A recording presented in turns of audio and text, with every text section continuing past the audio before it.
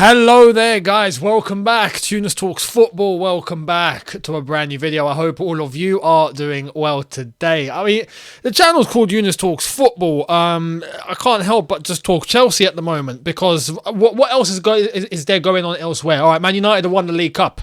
Yeah, Man United won the League Cup, took the trophy onto the plane, landed back in Manchester, got ready for training immediately afterwards. I mean, that's how mad it is over at Manchester United. We'll get to training in a little bit as well because Chelsea decided to do something in regards to training. We'll get to that later. Before we get into all the... Let's face it, when it comes to Chelsea, it's bad news, and more bad news, right? There is one good news. There is one piece of good news. Stay tuned.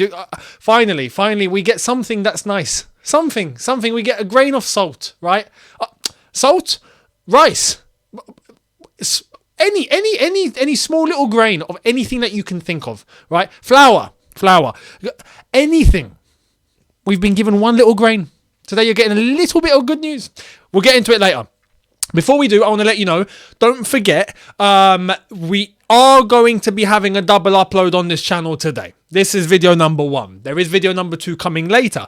But you guys are technically going to have a triple upload. Why? Because it's a new week and me and Mr. George Benson, GBFC, have decided to do 2 videos. One over on his channel and one here. Now, his one is going to be up first. Mine is going to be up afterwards. So do watch out at around 5 p.m. UK time. If you are watching before, you will be getting the video over on George's channel. And at around 6 p.m. UK time, you'll be getting the follow-up to his video on here. So there is a part 1, part 2. Make sure you're catching both, preferably with his video first, and then coming over to watch mine when it's uploaded. That way you'll be able to get the full story, not just half or the second part or only the first half. So make sure you're catching both. It's a very interesting topic. We're trying to find solutions, right? And hint, it's about managers. Let's just say that. Anyway, you're going to love it. Make sure you're tuning in, and don't forget to check out social media links in the description. Twitter and Instagram are there. Follow me on those. Much appreciated. Let's get into the bad news. Let's get into it. We'll get straight cracking. There's nothing to really hold on to. We'll just get straight in. Are we fighting relegation? Are we doing all of this now? Yeah, it seems like it. So let's get into the doom and gloom. Here it is. Starting off with Fabrizio Romano saying, this was last night. Internally, the expectation is the next 2 to 3 games are crucial. Otherwise, Chelsea will have to go with a different solution. Chelsea want to see something different as soon as possible. I can't even aim at Graham Potter anymore. I can't. I mean, we know what Graham Potter's about now. We know the full story. We have the full profile in front of us now. I don't need to know more. Right, it is what it is. I'm aiming at Todd Bowley. I'm aiming at the board. I'm aiming at Igbali. Whispers are saying that maybe one of the new owners are actually not on board with Graham Potter now, so that's nice to hear. But in terms of everyone, no, we're not quite there yet. So I'm aiming in their direction now. Because as I've said, and I've said this countless times now, there is no reason to hold on to this project with Graham Potter any longer. Why wait till Leeds? Like I explained yesterday, does anyone actually believe we're going to win the Champions League with Graham Potter? No. You know? This is like two little teams that are playing in the FA Cup, and then they decide to have a punch-up, right? Well, the best thing to do in order to resolve the situation is to bring the 2 captains over and go, hey, do you believe you're going to win the FA Cup, mate? No. Do you believe you're going to win the FA Cup, mate? No. Then what the hell are you fighting for? There is absolutely no reason. Just instead to maybe get as far as possible and pick up as much prize money as you can. That's the only maybe incentive, but we don't need that. We are beyond minted right now, rightfully so. But there is no reason to hold on to Graham Potter when we all know within us, right, except for these owners, that if we were to get rid of Graham Potter now, and there's a change in direction, there's a change in personnel, there's a bounce, it might unlock something that's been locked up in this squad since Potter arrived. Maybe that is what gets this team going, and maybe with the quality we have, we actually do go far in the Champions League. That's the only way that I see us actually saving the situation. We're going to wait until it's dead to then Get rid of Graham Potter. I watched Tony's video earlier on Chelsea SW6. So make sure you do catch his video out. Go to Chelsea SW6 and give them a sub. Because Tony's been very, very spot on that. I've known Tony a while. Since the days of 100% Chelsea. If you guys were there, you were there.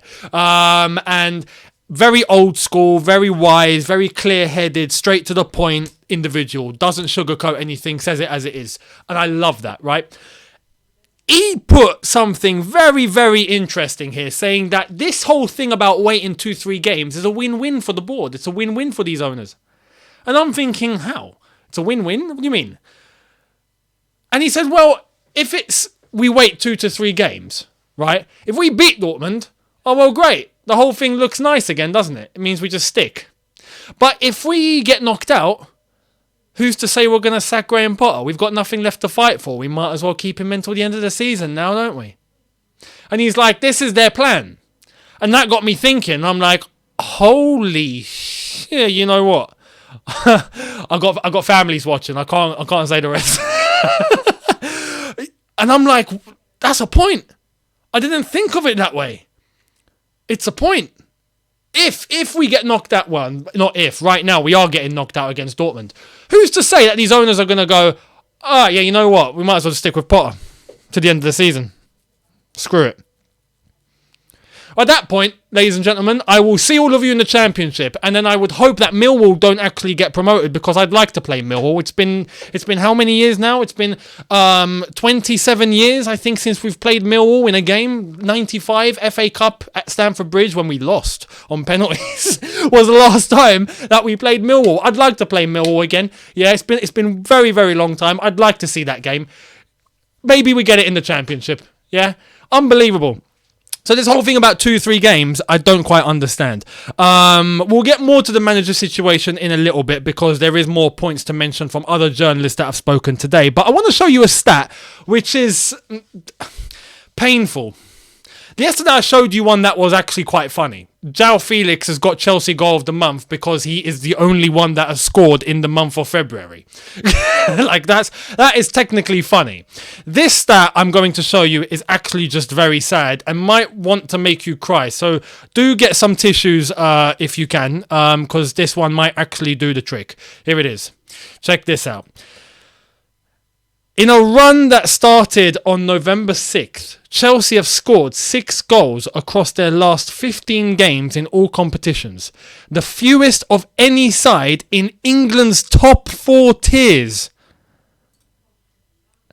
So the Premier League, the Championship, League 1 and League 2, Chelsea are the team with the fewest goals scored.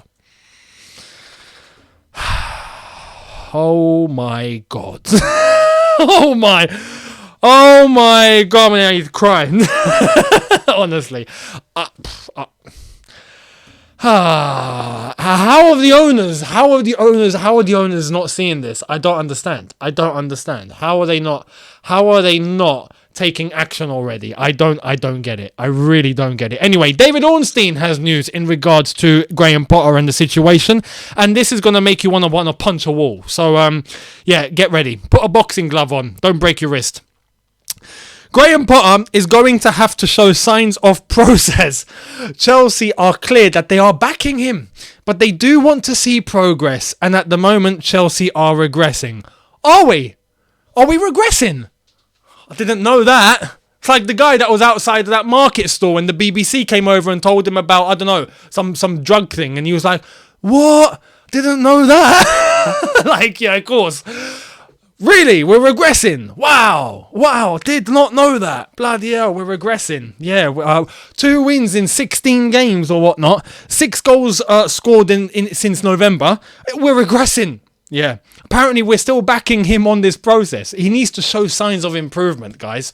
Guys, he needs to show some progress, right? Chelsea need to show some signs of progress now.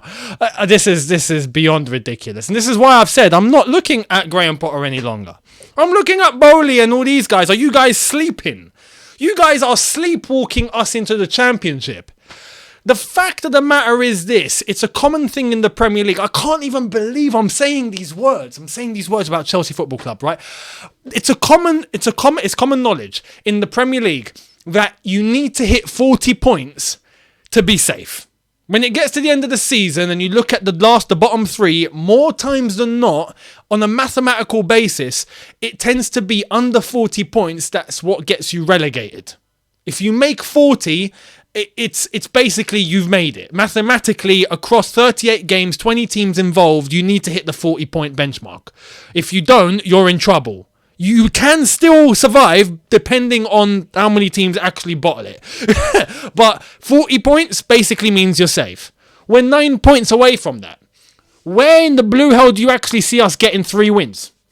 Right now, like this, how do you see us getting 3 wins? We've still got... Consider this, we've played, how many games have we played now? 24 games, right? We've still got 14 games of the season. We've still got to play the rest of the Big Six. 3 of those games are away, if I'm not mistaken.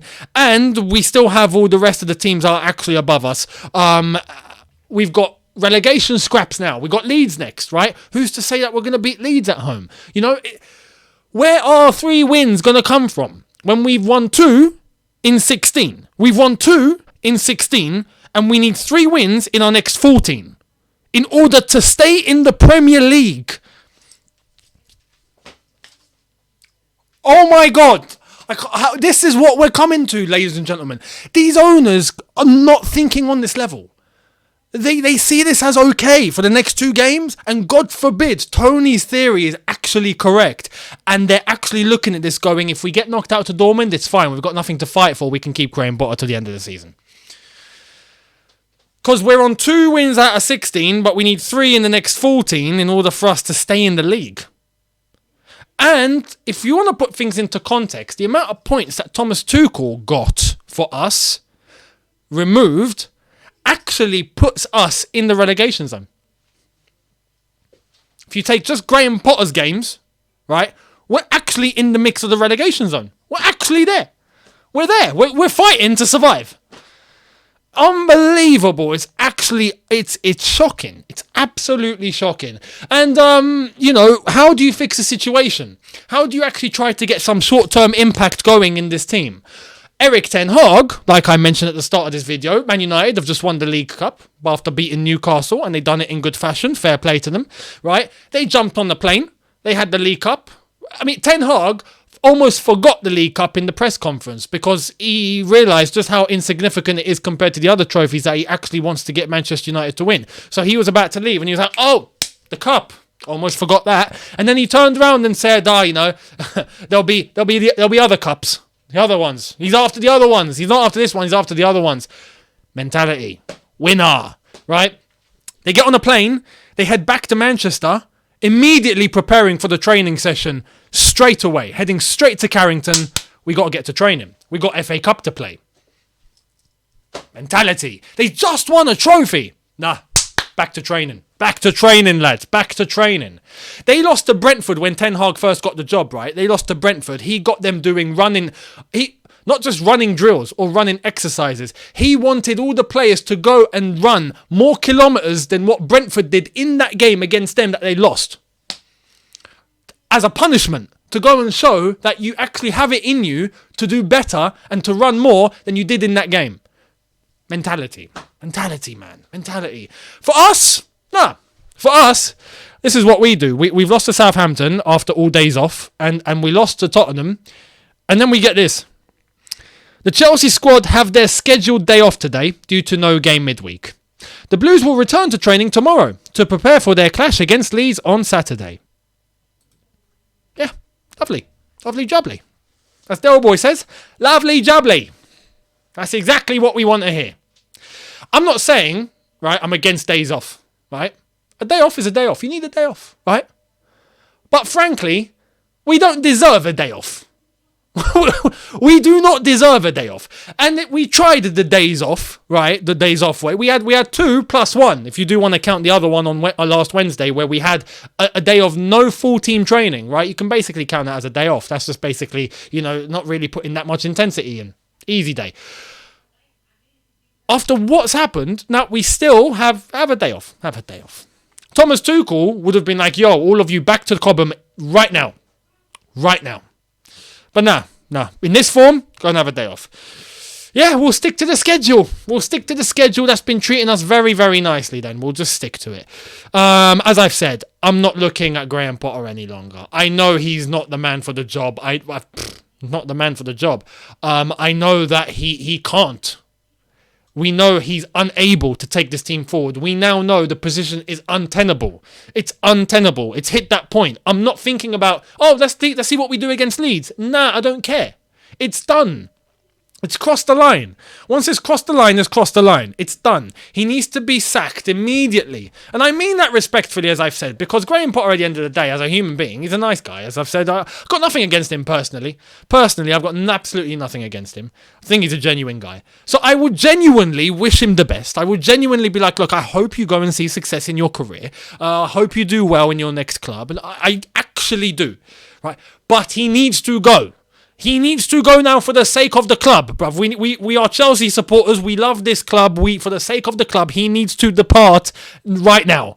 Right? We need to have some sort of bounce against Leeds and then look forward to the Dortmund game and see what this team can actually do. If we're going to wait until afterwards, there's no logic. There's absolutely no logic. And again, we'll see what the theory is. If Tony is actually correct from Chelsea SW6, let's see. Now, I was gonna jump onto good news. Let's keep going with the bad news, and then we'll jump onto good news. We'll finish on a positive note. More bad news is around Thiago Silva. Let's check this out. So, Thiago Silva, Chelsea statement on Thiago Silva has confirmed that he has sustained a knee injury, underwent further assessment, and scan confirmed the damage to Thiago's knee ligaments. Thiago Silva will be out for almost 5 to 6 weeks. He'll try to return as soon as possible. So that's Thiago Silva dusted for the next 6 weeks. And this does put into context. Now, I'm looking to the medical team here, if we did follow their advice in terms of him being rested for the Southampton game that we lost, right? Because we already had games played. But considering we had a week after Southampton to prepare for Tottenham, and then a week now for Leeds, to rest him for Southampton, to think about, keeping him not playing up until Spurs, only for him to actually play against Spurs, and then one tackle damages his knee and he's out for 6 weeks, goes to show football's not all about the data sometimes, isn't it? It's not.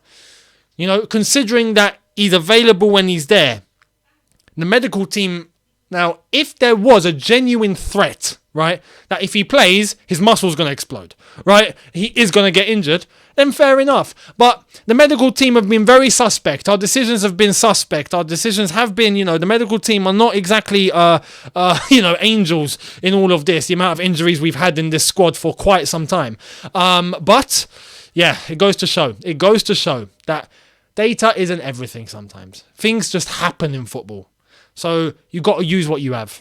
Use the best that you have and work around it.